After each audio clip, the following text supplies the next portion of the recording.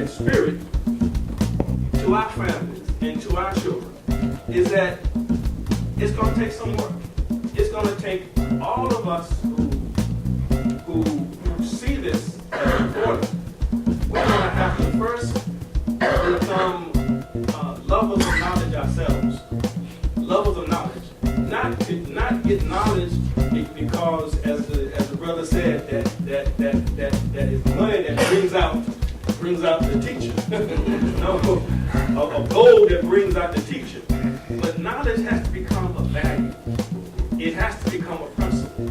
And that's what we see established in Timbuktu, that learning was a value. It was a principle. It was a spirit. It was something that people loved. And until we can establish that same spirit, that value in our children are going to continue to fall in the cracks. Some of us are not, but it seems that we have to change the paradigm about learning. It has to become a value. It has to become something that human beings love. Well, I want to say also, that's a good word, by the way. Thank you, brother. And I want to say it's a real privilege to be here. And I just need to say this up front to you guys. 5 years ago, I could not stand Muslims.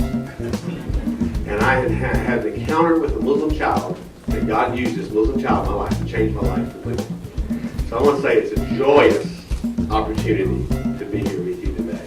And I have nothing but love and deep respect for the Muslim community and have many Muslim friends. And as a result, this organization we're starting now, Peace, this is all part of what we're trying to do. And I'm excited about being part of this exhibit. Timbuktu has always been something through the years that has fascinated me, and so I just want you to know I'm deeply honored to be a part of this.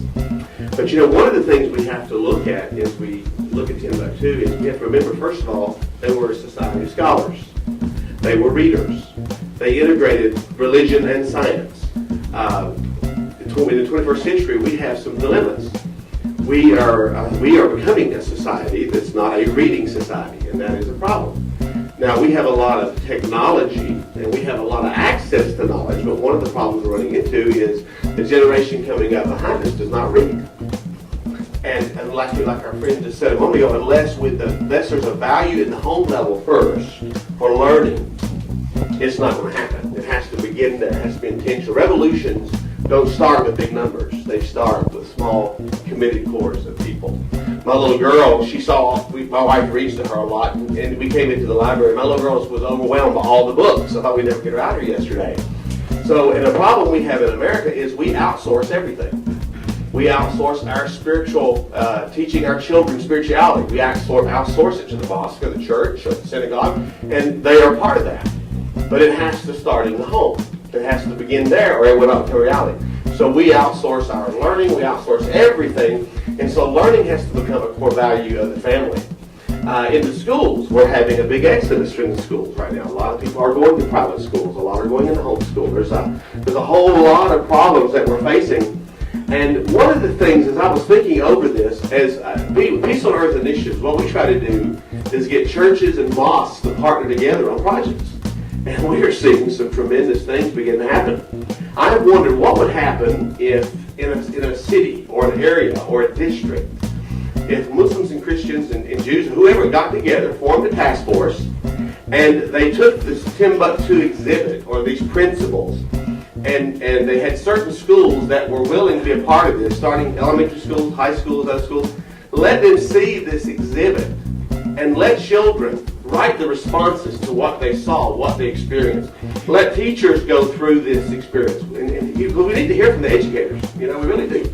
We need to hear from these people. Like, as they look at Timbuktu, what about Timbuktu could we use today that could change the way people learn? Well, what happened is churches and mosques and synagogues agreed to partner together and looked at this Timbuktu model of learning.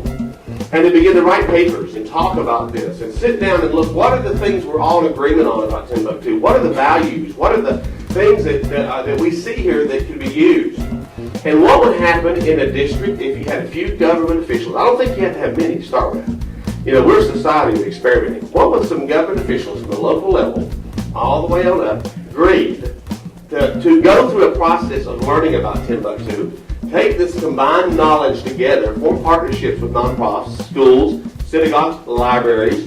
What might be the result of that? So I believe that's where things have got to begin. We've got to partner together. One of the big weaknesses that we run into many times as we begin these journeys of partnerships, a lot of times you can have papers written, which are wonderful. But you know, many people who are involved in dialogue, if it just stays on paper, it means nothing. So there has to be ownership at a grassroots level. But I would love to see children go through some. I'm bringing my little girl here Wednesday, by the way. They're having a 4 o'clock presentation on how they make manuscripts. Is that correct? You know, so there's got to be multiple levels of this thing where people can experience this. I really do believe that people, if you give them opportunity, and you have partnerships, and you're working together, and there's unconditional love and respect there, anything's possible. And I think Timbuktu is a tremendous model. And in fact, Mali today is still known for its tolerance. Isn't that interesting? Isn't that fascinating? Still, that lingering aroma is still there. What would happen if just a few places in America, we think too big. I like to think small. Start small and see what happens. I think it'd be great.